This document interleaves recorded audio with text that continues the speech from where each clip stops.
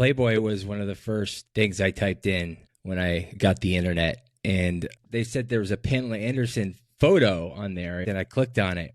And I might have waited 2 hours for that picture. I got little pieces of Pamela Anderson's body. And I was like, that's a head. Crowning, folks. I'm going to be a dad. I don't think it ever worked, though, for that photo. It was fool's gold. That would have been too good to be true. Yeah, I was gonna ask you when it finally downloaded the entire image. It was Pamela Anderson in a parka? Yeah, and you were like, I waited 2 hours for this. Gotcha. Yeah, jerk. Yeah, this was in the Playboy magazine, but it was an ad for North Face.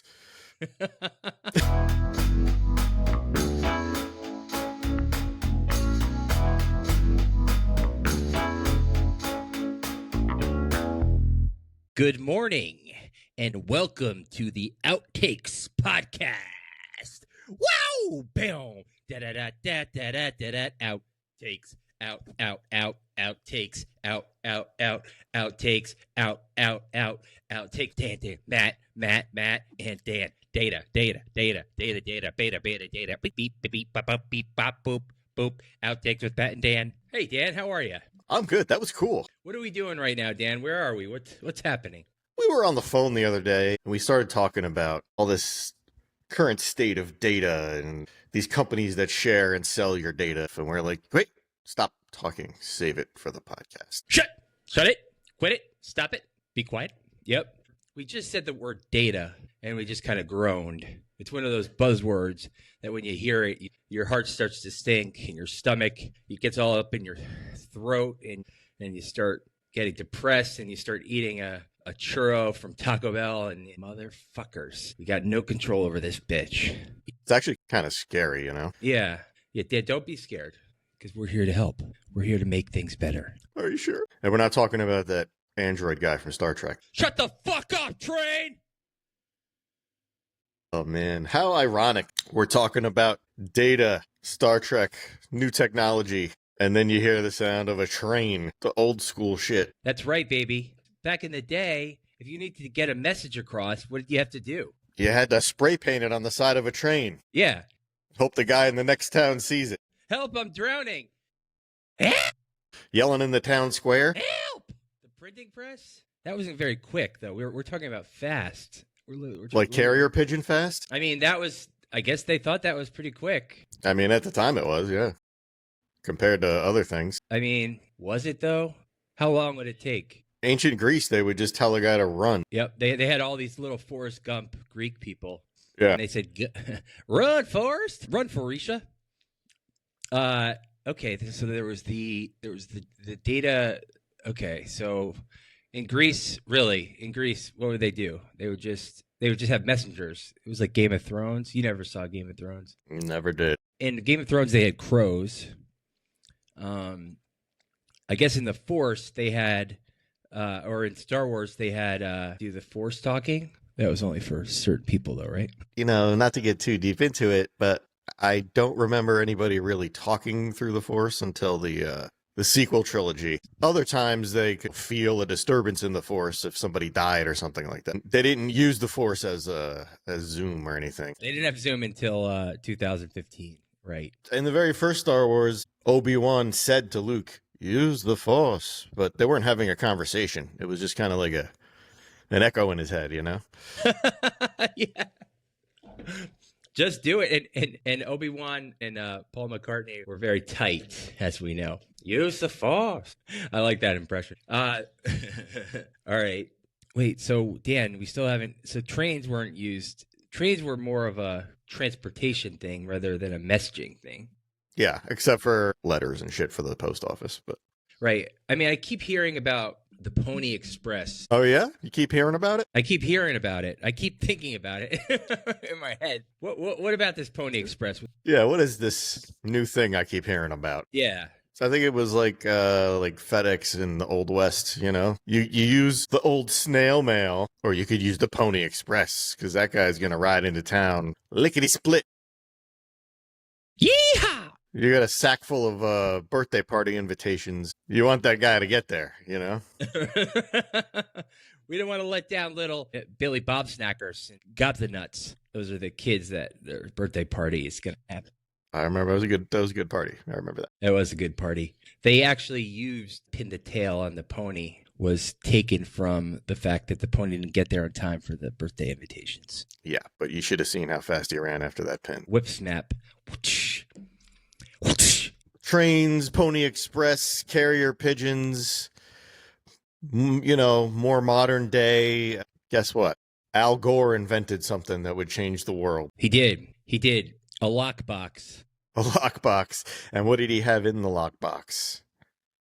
It's amazing he fit it all in one box, but it was a worldwide web. Climate change.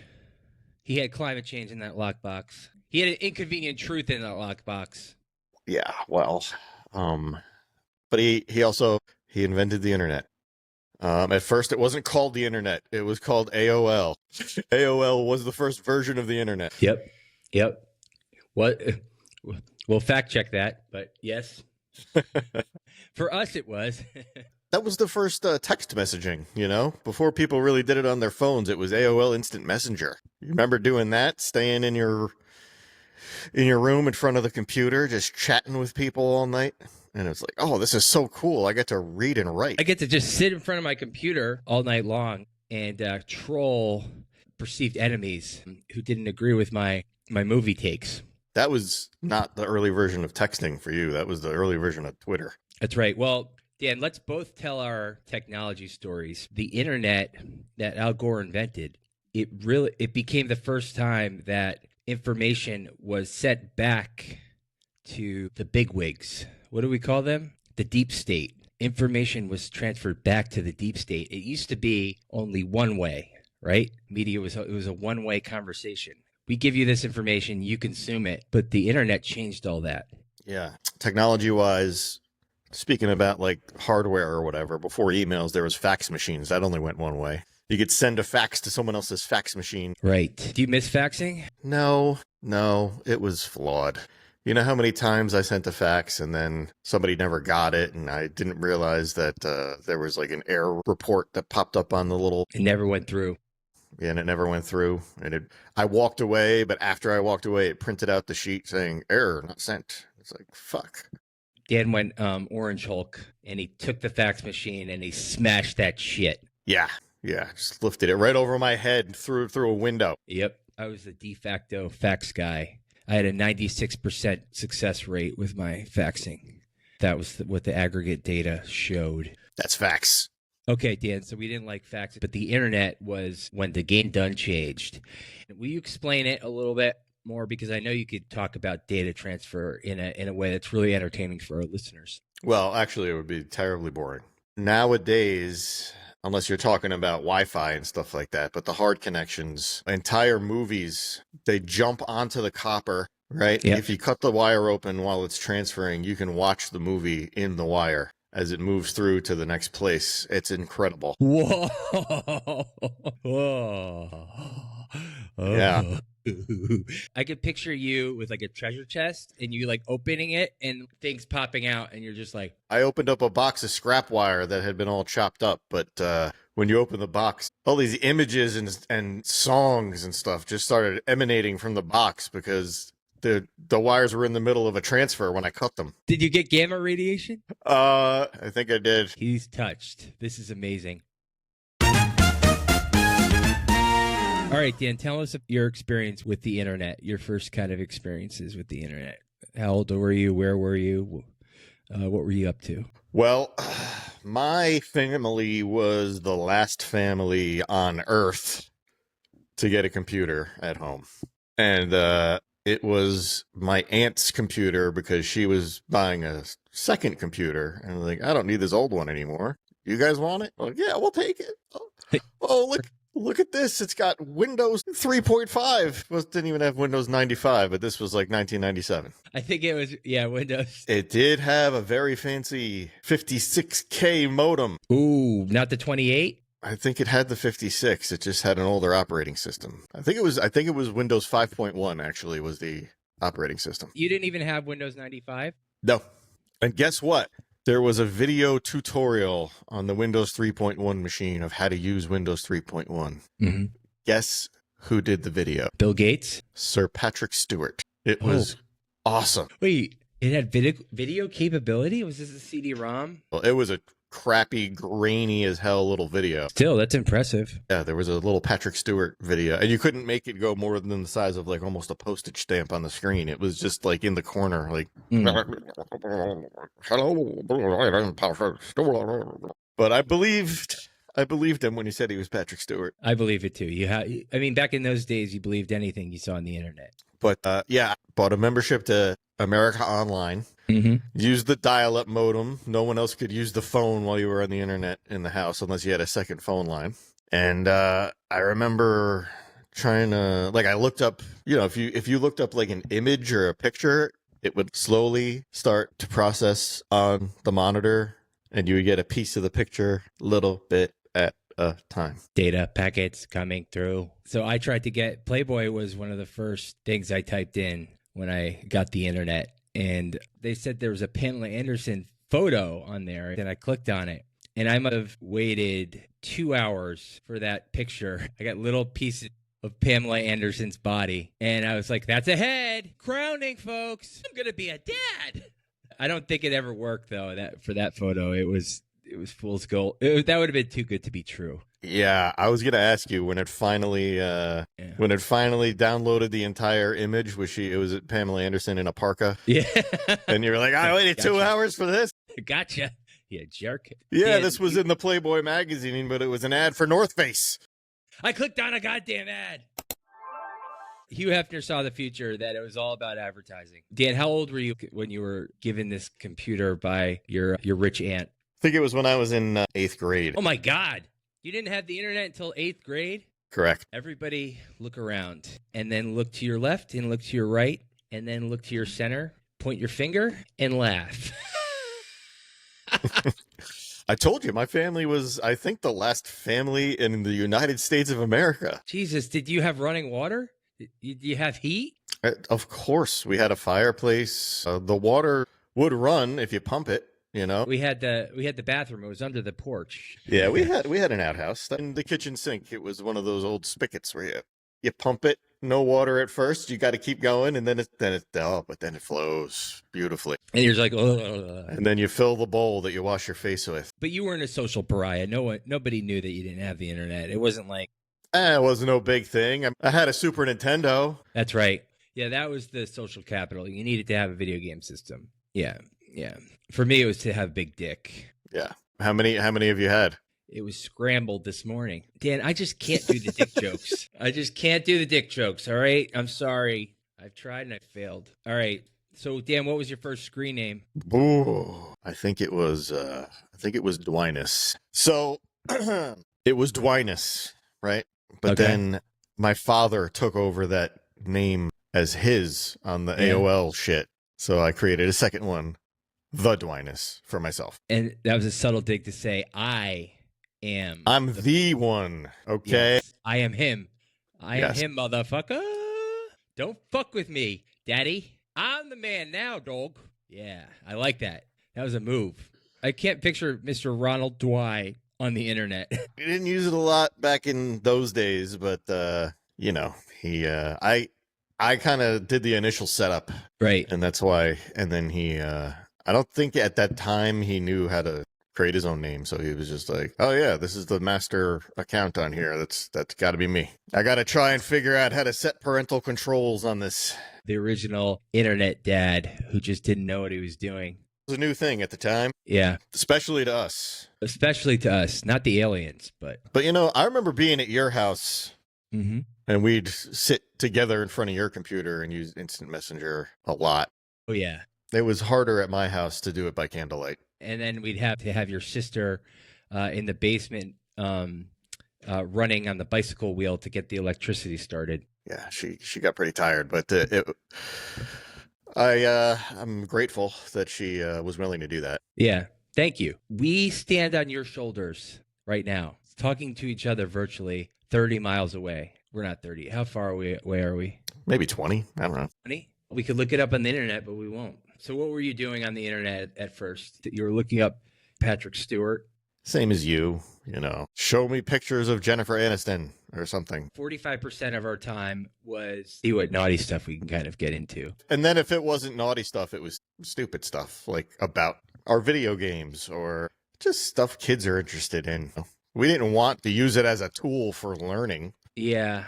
Do you look up any movie reviews back in that day? Well, yeah. One year in 1997, they had a box office prediction, like a stock draft, and you could buy movies in like at a low stock or at a high stock based on like whatever the box office projections. And then you would see at the end of the summer who won the most money based on the movies that you chose.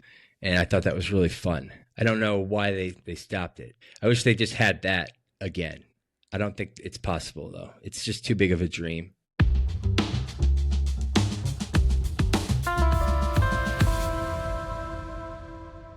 All right. So your internet story is going to be very interesting, much different than mine, I'm sure. Are you waiting with bated breath?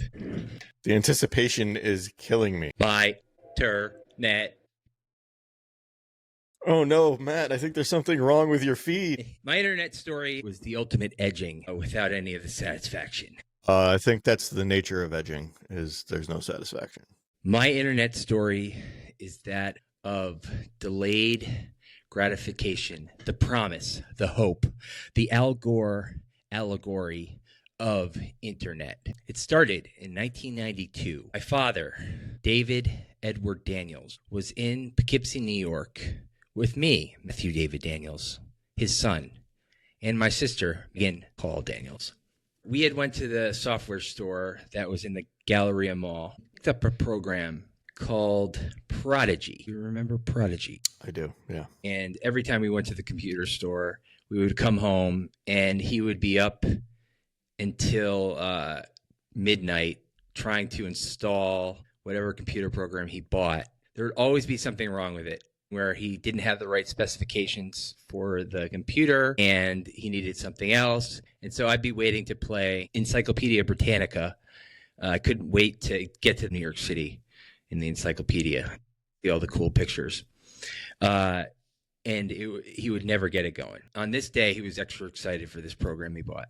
And he said, "Son, daughter, kids, children, Suze, I have something in my hands that is going to change your lives. It's going to change the world. I can't quite explain it to you right now, but just know in 30 years, in 20 years, this is going to be a big part of our lives." I thought it was just like a big surprise. It sounds magical. Dad bought a baby horse. He's going to grow up with us. Yeah, I thought we were going to be able to fly or something. I don't know. Something magical was going to happen. My brain was starting to break. And so we get home. He pulls out a globe. And I guess I had misunderstood. I fell through a ceiling and hit my head really hard when I was around this time. So I don't think I've ever been right since. But for some reason, I thought that he was talking about this electric globe that lit up. And you could look in little parts of it and see through a little microscope. You could see like a little bit of a slideshow at each place that you looked. Oh, that's cool. Like a viewfinder globe? Yeah, it was a viewfinder globe. It was pretty cool. But I thought that's what he was referring to when he was like, this is going to change the world. This viewfinder globe that he got from random McNally. This is going to change the world. Meanwhile, it took me a few years to realize he was talking about this program, Prodigy. Dad, the viewfinder that you got wasn't that cool. And he said, "No, Matt, Prodigy. It was the internet." Right. You would go on like this splash page and you would see things that weren't native to whatever the computer was that you installed. It was updating with magic messages. It was just like magic messages. AOL was the promise. Luke Skywalker. It was like the Luke Skywalker. It was the son that we were promised. It was Jesus Christ. I was obsessed with how can I use the internet to make a movie. My goal was just to make a movie. How can I use this computer to make a movie? I wanted to learn as much as I could about movies. I would go on movie boards and chat messaging and mostly talk to strangers for the first part of it. But I had a 28K modem, not as fast as you. Not to brag, but yeah. I don't remember doing anything super satisfying other than just like waiting for pictures to come up. Yeah. It took a long time for the satisfaction of actually using the internet would really happen when everything got a little smoother and faster and things got figured out. In the beginning it was just like a novelty that kind of worked. We were getting blue balled, Dan. We were getting fucking blue balled. And I would argue we're still getting blue balled. Okay, so we're preteens, and that's kind of like the sweet spot for when the internet started to kind of blow up and everybody got screen names. I just want to say about your dad. Your dad was a guy that would try to kind of stay on top of the newest, greatest technology. Yep. He's pathetic. Well, I remember, as you know, one of my many summer after school jobs or whatever was working at a cell phone store. Yeah. Yeah, we sold Nextels, and we had one order come in for a model of Nextel we didn't really carry as a stock item. And it was the first I've ever seen one was for a Nextel BlackBerry being ordered by one David Daniels. Wow. He was on BlackBerry in 2000? Somewhere around there. It was a very early version of a BlackBerry, and he's like, I found out I could get this phone and respond to my emails when I'm away from the office. He was telling me how much time he wasted trying to use technology to be able to work anywhere. He would bring his computer on vacations. He had one of the first laptops. I was going to say, is it a laptop or is he carrying a tower and a monitor and everything around with you guys? I think I'm misremembering. It felt like it was like this desktop computer, but I think it was a laptop. It was in 94. I think it was just that he brought reams and reams of documents just in case he needed to refer to something. And he said he would lose files easily. He didn't really know what he was doing. He was trying to do his work. He saw the possibility of what these things could do, the potential, but he didn't know how to kind of execute. He probably saw the potential, wasn't even really there yet. Right. He saw the possibilities, but the technology wasn't really up to snuff at that point. That's right. He saw Back to the Future and the beginning sequence when all the doodads and the whatchamacallit, the toaster oven was popping up the Pop-Tarts, feeding the dog. And Matt, by this time next year, we're gonna go to Pizza Hut and pick up a dehydrated pizza this big. And then we're going to pop it into the rehydrator. Yeah. He thought that the Jetsons, he's waiting for the flying cars. So. I'm folding my car up into a briefcase when I get to work. Yes. For those boomers, everything was a life hack. He's like, I don't need to pay attention to my son. I could just throw him in front of this television and Big Bird and Cookie Monster can give him all the life lessons. Life hack. Got him. I like your dad. Yeah. He said, I want to go on the podcast. Talk about Tom Green. That's what he told me last night. Oh, really? That'll be another episode. That'll be fun. Yeah.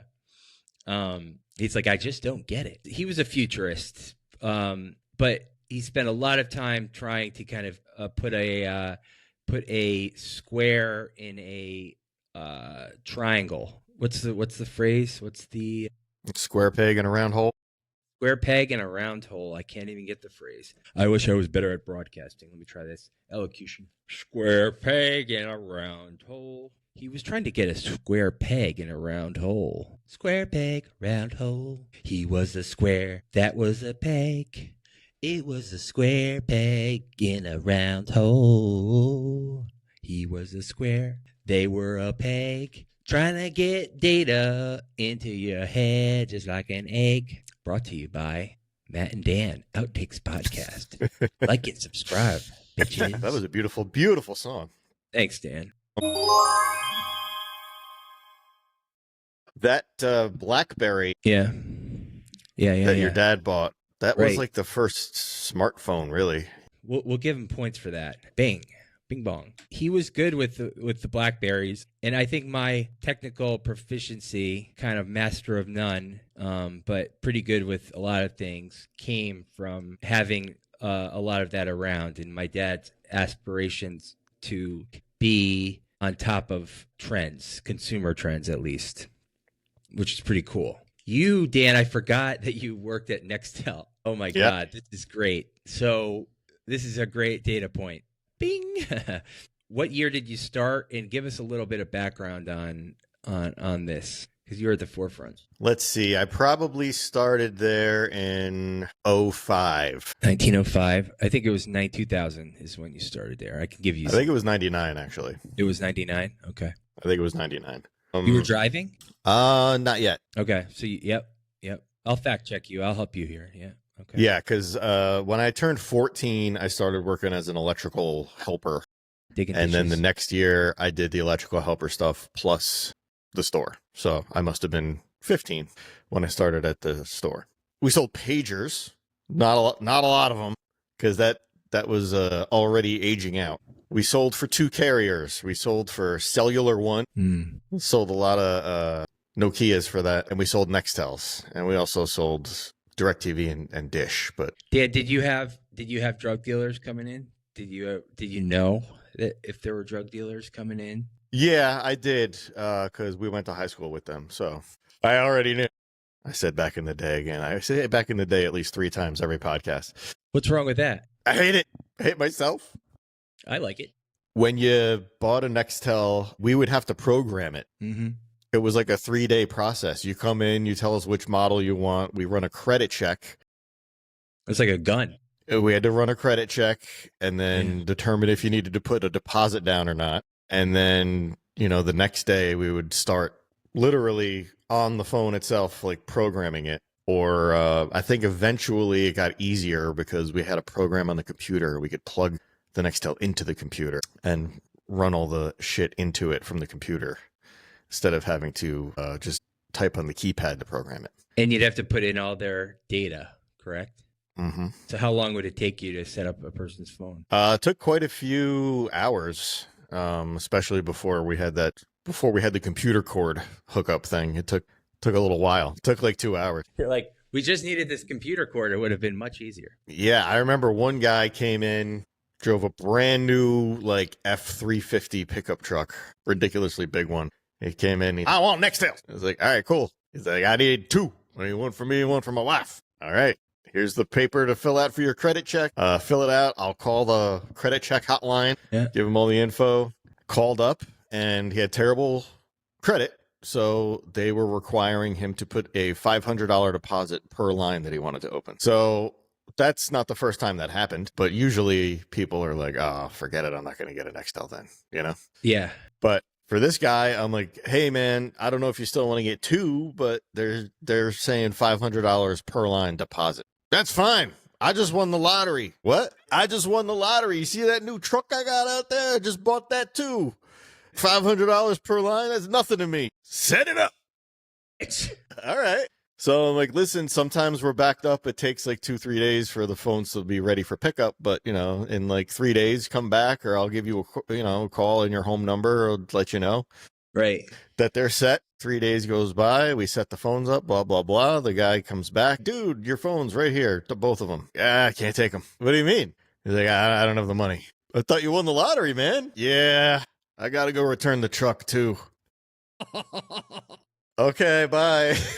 Imagine being his son. Get him on a bad day. Get him on a good day. I'm rich, bitch. Oh, poor guy. What happened to him? I don't know how much he won, but went through it all in 3 days. He was like Preston Waters in Blank Check. Preston Waters, he wrote that blank check, and then he bought a $300,000 house. It was a castle. Got a virtual reality. Dated an FBI agent. Got a Nextel, and then lost it all. Okay, do you think that he won the lottery? Let's do a fact check on this. My theory is that he was a guy that never really had a lot of money. Mm-hmm. Probably won like $10,000 and thought he was set for life. And it wasn't as much as he thought. 10,000 was more than he'd ever seen. Yeah. I'm going to get a new truck. I'm going to get Nextels. I'm going to go to Beverly Hills. Yeah. He was a Beverly Hillbilly. Right. What was the cell phone store called again? Elite Communications. Right. Elite Communications. It was elite. Only the elite of the elite know Elite Communications. And you guys were a top-down outfit. of cell phones and pagers. Now, I do remember the DirecTV, and that was actually the first time that I ever saw HD television was in your store. Oh yeah, that the home theater room that we had to show off the yeah. Oh yeah, and it looked so sweet. Why did the demo version always look so sweet? That was a magical room. We had those leather recliners in there. Yes, the dream, Dan. We're talking about the dream right now. It was something that was promised, and we could only have a little bit of a morsel of it. There's something about being in a store. It's a fleeting thing in that you only have it for a limited time, and then it kind of gets taken away from you, and you're like, someday I'm going to have this in my house. Someday I will be the master of the universe. This will be mine. Yeah. I started sleeping overnight at a Best Buy, so I could say that I did have it in my house because I just live there now. You have any idea how many refrigerators I have? Always room for leftovers. Yeah, it gets pretty smelly. They don't clean those, Dan. Plus, they're mostly not actually plugged in, so. Right. I think that's a terrific next step for you, is to just live in a Best Buy. They don't check. So, Dan, I would say do it. Live in a Best Buy. I think Elite Communications was kind of a mini Best Buy because we would often frequent Best Buy. That was a really cool place for us, too. Would you agree? Yeah. There was a promise of something bigger, of something magical. It was like our little Disney World, right? Yeah, along with all the video games and TVs and everything like that, they got a lot of phones they sell too. A lot of plastic. We're from that generation where cell phones were literally just phones for so long. Hey, we had flip phones and the Nextels and all that stuff. on the iPhone came out, how early on did you go smartphone? You kept me pretty on the cutting edge of things. Dude, I remember what a big deal the i95 was from Nextel.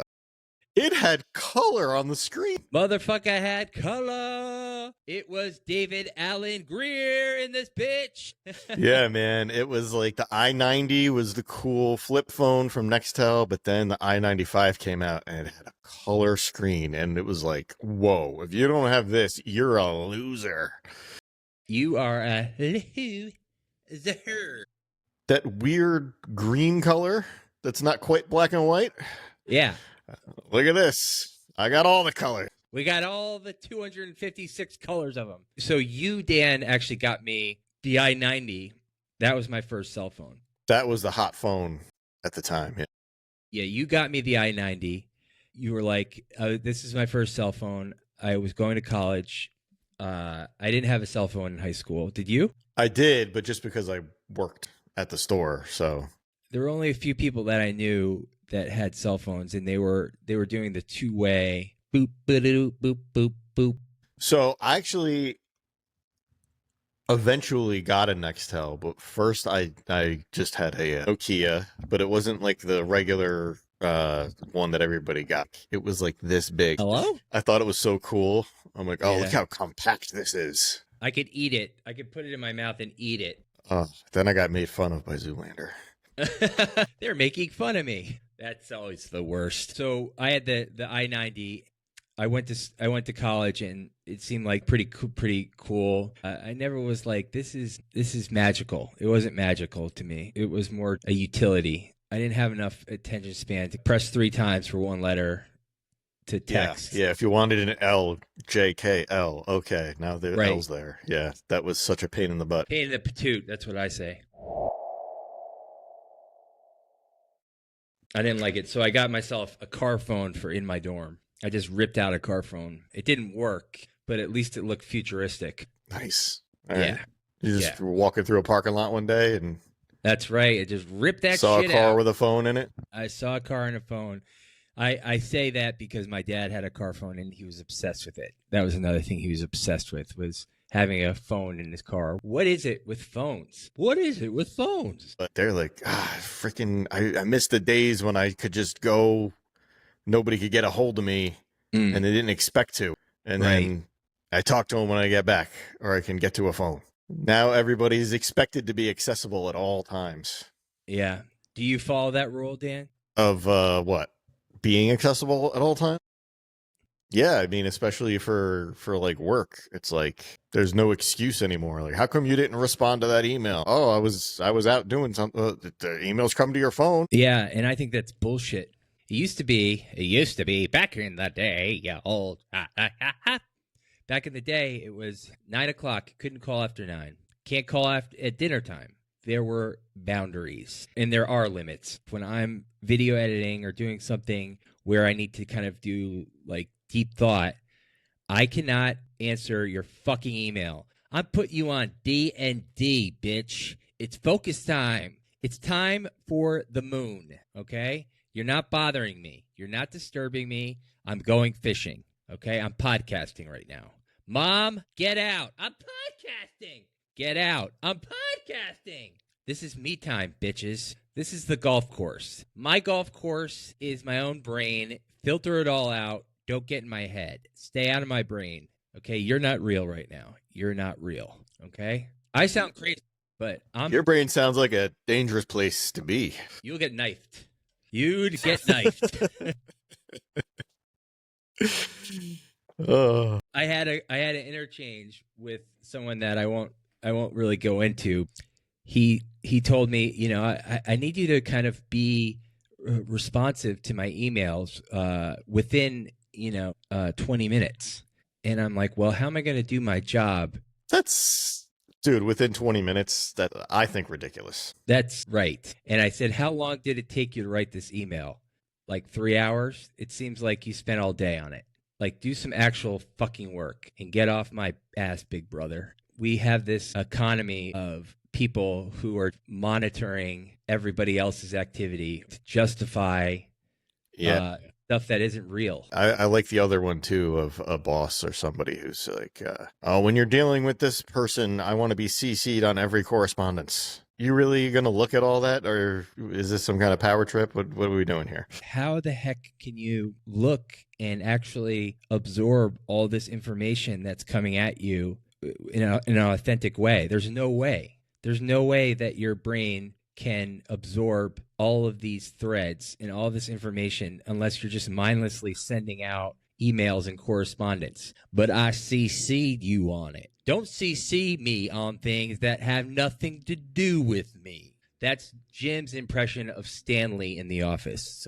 That's your impression of Jim's impression of Stanley. That is... Right. It's actually Pam's impressions of Jim's impressions of Stanley's impressions of...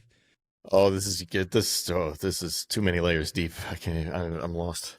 Well, that's the internet. That's the internet, motherfucker. That was a perfect example of what we're talking about. You should not have to be expected to be so responsive because you're an authentic self. So you're actually authentically trying to keep up with all this information. Some people are just kind of on a power trip or something else, which they're not authentically trying to do anything. They're just living in this existence they're just there to supervise. They're justifying their own position. Right. I don't like it. I don't like it. The worst sound in the world to me is the sound of an email coming in. Oh no, another one. It is there to strike fear in your heart. I see it when we're podcasting. I see it, and I wish I could do a montage edit of the piano, like, brum, brum. And it's like, it's just a little piece of you dies. Hey, speaking of CC, right? Where did that come from? Isn't that an abbreviation for carbon copy? Yeah, what does it mean? The funny thing about all the new technology is it's represented by the old technology that it's replacing. Stuff that kids don't even know what they are. Like a carbon copy is from a physical ticket book that you would use. And when you wrote on the first page, the second page, it would be etched in what you wrote with carbon. Yes. And it was a carbon copy. So you would get the one copy and the other one's the original. Right. So you were pink slipped on this one. Yes. So when you're CCing someone, you're basically pink slipping them just to say, be aware of this, but you're not involved. Do you think that Tim Cook, is his technology experience just blissful and happy? Is he able to kind of do exactly what he wants to do all the time? His technology experience is the best in the world. Okay. Okay. Steve Jobs driving the engineering of the iPhone and the iPad and all of these cool devices. Oh man, Mr. Jobs, you invented so much stuff. This is great. Steve Jobs dies. Tim Cook takes over. Okay, just keep doing the things he did, but just put new chips in every year. All right, cool. You're saying he's living off of Steve Jobs' back, his unwashed back. Oh, Mr. Cook, you didn't come out with any new products in Steve Jobs. Oh, yeah? Have you seen over-the-ear headphones? He's a steward.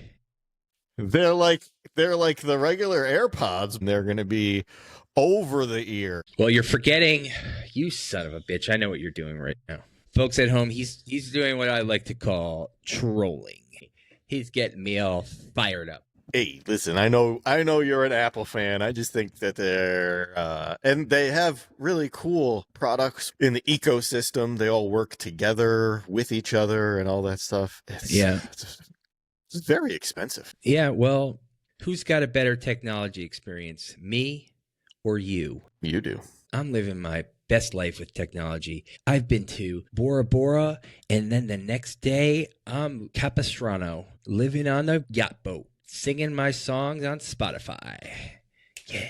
No, I think all of our technology experiences are pretty mid. It's all unsatisfying. Yeah, well, obviously somebody like Tim, he's probably got robots brushing his teeth for him. But honestly, though, I think he's probably just like the rest of us.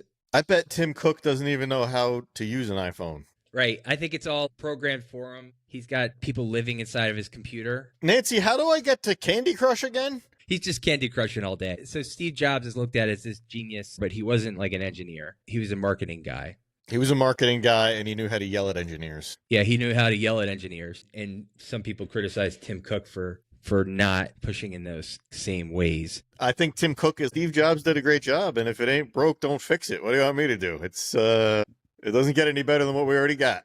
Tim Cook is like, just fine. Everything's just fine. Yeah, you're getting my goat. Guess what, though? I am not just a slouch. Next year, the MacBook is going to have one less port to plug into. Now that's innovation. And it's going to come in silver and white. Folks at home, I am boiling with rage right now. Did you know that Steve Jobs did not let his kids have an iPad? What's that all about? Interesting. What is that all about? That sounds dark and devious. That's where my mind goes. I'm putting this poison out to the rest of the world. Kids, don't touch it. It's not actually as good as I'm telling everybody, okay? I invented Coke. Everyone, please enjoy. Kids, don't have it. This is, this is shit. Let's go into the darker side when things started to turn. Because things did start to turn, Dan. The promise, the God that we were promised, somewhere along the line, things went all wrong. Wait, this isn't actually making my life better necessarily. Did you ever come to that realization? You know what I always think about? It's a movie that you and I saw in the theater as grown men alone with no children, and that is WALL-E. Oh, we saw that together? We did. Yeah. We were sitting next to a bunch of moms with their kids, but it was just us. Hey, it's a good movie. It's a great movie. It was a good movie. Got a great message in it. All those fat fucks floating around on their chairs, getting served megalo sodas. Can't even walk, don't even talk to each other face to face, even if they're floating on their chairs right next to each other. They're still talking through the screen that's in front of them. Right. All right. Like we're doing right now. They're slaves to the technology. They're not even living life. Like the people at work that are trying to email you during dinner time. What are they living on? Candy Crush? Yeah, that's what I'm saying. Everybody that emails me after hours is a fat fuck that lives in a Walmart-owned spaceship. And they're coming for you. I mean, I think that's what George Lucas was talking about with Star Wars. It's the Empire, Dan. They're coming for your leisure time, baby. Yeah, you shouldn't have any leisure time. What's up with that? Why aren't you a workaholic too?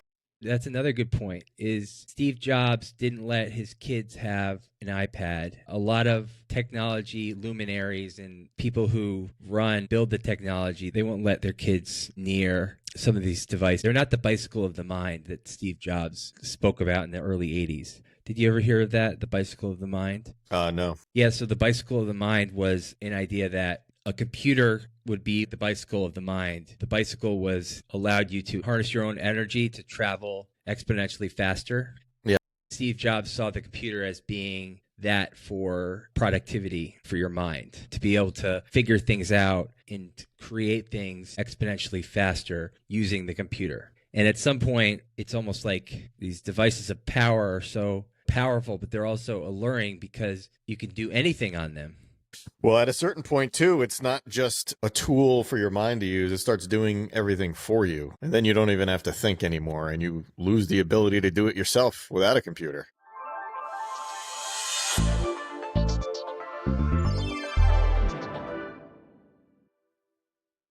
So, the internet, we've opened up these machines that can be a tool for creation, but they can also be a tool for ideation. The ideation is the mystery box, the slot machine, the distraction device. You're not proactively using it, you're passively using it. The brain, because it's constantly looking to survive and looking towards the next step of like, what's behind that bush that might kill me, right? Was looking for a dopamine signal to feel better because I'm getting a cortisol spike because I'm trying to survive. Is that right, how the brain works? I'm not a neuroscientist, okay? Yes, I think you are. What these devices do is they say, we're going to give you a mystery box to solve, and your brain's going to ideate on it and wonder, what is next? What's the answer to this problem? How do I survive? Just being kind of letting your mind kind of just do its natural thing, which is to, think of things and be a human being, which we are blessed to have. Consciousness is Matthew McConaughey thing. He says it's an aberration, but it's also something that we are blessed with, of being able to self-reflect, and it can be a beautiful thing. We're not able to do that because we're constantly looking at our phones to see what else is there. Am I going to click on this? What am I going to learn? Or what am I going to find out? I have to know. Keep telling me. Click the Candy Crush. Ding, ding, ding. Ding, ding, ding. Oh, let me see. Is it going to be a cherry this time? Or is it going to be a what? A gold bar? Yeah. Okay. Am I making any sense here? You're making a lot of sense, but I want to stop you there because I feel like you're about to spin out of control. Right. Yeah. I mean, I think the only logical thing to do is to watch the Outtakes podcast with Matt and Dan and nothing else. Yes. That's it. You're getting mid to above average thought. You're getting decent humor. Oh, above average. Oof. Above average. That's a bit much. You're getting 67 percentile. Okay? There we go. Yeah, that's fine. We're in the 67 percentile. We're getting better. I'd say we're even above average. Well, you're above average. I say you know a lot. You know what I know?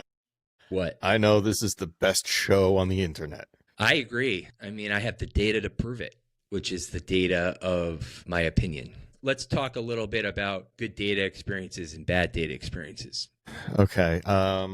Let me tell you a story about a gentleman I used to work with. He was a low voltage only electrician. Okay. He only worked with Cat6 cables and Ethernet and phone jacks and stuff. And that's all he did. He didn't touch anything with voltage on it. We were doing a job at a courthouse. He went to his car for lunch in the parking lot of the courthouse and smoked a joint in the parking lot of the courthouse when an officer of the court was walking by and saw him and arrested him. Makes sense. My boss had to go bail him out of jail and tell him to get back to work. But he did not get fired from this incident, but he did get a really cool nickname that everybody called him for the rest of his career at that company. Since he was only a low voltage technician, they called him Puff Data. That is the coolest story I've ever heard. And I didn't know that people were referred to as low voltage electricians. Puff Data. And is he canceled? I hope not. I don't think so. And his real first name in real life was Sean.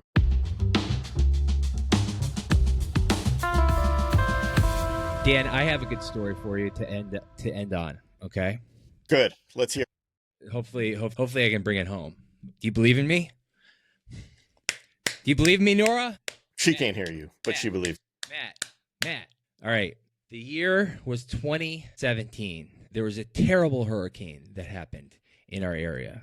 I get a call from Daniel Allen Dwy. You say to me, Matt, there's been a terrible hurricane. It's ripped through my yard. There are roads closed. There's no electricity. People are in their yards on rafts. There wasn't even the rafts weren't floating in anything. They were just on rafts. Right. They were just on rafts. You told me, you said, can you come to help me? Which you never do. It says something about me. I don't know. But you're that desperate. No, it's not about you. It's not about you. I hate asking for help. You hate asking for help. In anything. I know. But for some reason, you needed me this time. And I was ready for the task. I saw the dance signal. I get over there. Couldn't even get into your road. There's trees down. Everything's twisted. And I actually like when there's devastation and destruction. It makes me feel weirdly normal for some reason. I don't know. That says something about me. Yeah, I think that says something about you. Right. I like to watch it burn. And so as a supervillain, I thought, yes, I will help him. I was like, Dan, how can I help? You said nothing. You have a Superman shirt on. You have this blank face. Right now, your face is open. This is a harder face you had on. You had a mission. So we get in your car. We have some errands to do. We start going to these people's houses, and they have no electricity. And you start scaling these people's houses' roofs. And then I see you go to the power lines. And there's these live wires, these power lines that are all over the place, in branches, strewn about, one of those hoses that have water in them flying around. That's what it looked like to me. And you start using this wire and this duct tape, and you're and then you see your neighbors, and your neighbors are like, "Thanks for coming, Dan." And then I hear down, down, down, down, down, down, down. And you're taking these wires and you start scaling the house. Plug the wire in. Then the neighbor's like, "Can I help you?" And you're like, "Shut the fuck up." Boom. And you connect the wires together. You brought power back to your neighbors. Yes. It makes me sound so much more heroic than I actually was, but I don't mind that at all. Yes. And I ask you, Dan, is there anything I can do to help? And you tell me, just stand there and watch my back so I don't fall over and die. And I say, yes, I can do that. All these like little guppy people, your neighbors, are just so helpless in this situation. And so you start giving them electricity. You start turning back on their homes. And you do this 5 or 6 times. You don't need food. This guy is on fire. And then the last house we go to, it's this McMansion. And you're like, I got to deal with this guy. I got to deal with this neighbor. Their generator isn't working. We get to this house, and it's this big kind of McMansion. It's really tacky, okay? And this woman comes out, and she's like, "Oh, Dan, you're here. Oh, my husband is out. You know, he's an accountant who makes a lot of money, and he makes a lot of money. He makes 6 figures. He's so cool, but he's got a little, you know what? It's a tweezer. It doesn't matter about his size, okay? That doesn't measure manhood." When she saw your face, she saw, oh, here's a real human being. Here's a real human being that can help me. And you get her generator back on. You're like, let me take a look. You look for about a second, and then you see a button, and you just press the button on, and it goes green. Yep. That's all they needed to do, was just press that button. They had this stupid 6-figure. Do I have that story right? Pretty much, yeah. Because you are the Dwiness. You are your screen name. You are a digital encapsulation of reality. You exist. That is what I think of you when I think of the internet and data. Real life heroes giving electricity to all New Fairfield. Yes. I would like to just say, yeah, to all of our listeners, yes, it's important, like Matt said, to live life. Right. You know? Right. As they say nowadays, go touch grass. Go touch grass. But only after you like and subscribe. After you like and subscribe, go into the woods. Go into the woods. Build a fort out of sticks. Like real kids. Go clean the woods with a wooden spoon, as my grandfather told my dad. That'll keep you busy. That's a really nice way of saying go yourself. Yeah.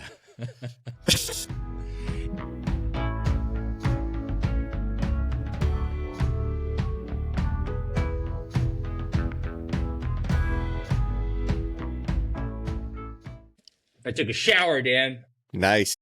I took a cold shower. On purpose? Oh, yeah. I just let it rip. Dan, God damn it. I went to Quick Stop. I pretended like I was going fishing. What do you mean? You pretended you were going fishing. You know when you get up early and you're like, I'm getting up early to do this special trip. I'm going fishing. Just in your head, you were pretending you were going fishing? In my head, I'm going podcasting. I thought you went to Quick Stop and you were like, yeah, I need some egg sandwiches. I'm going fishing. Everybody here,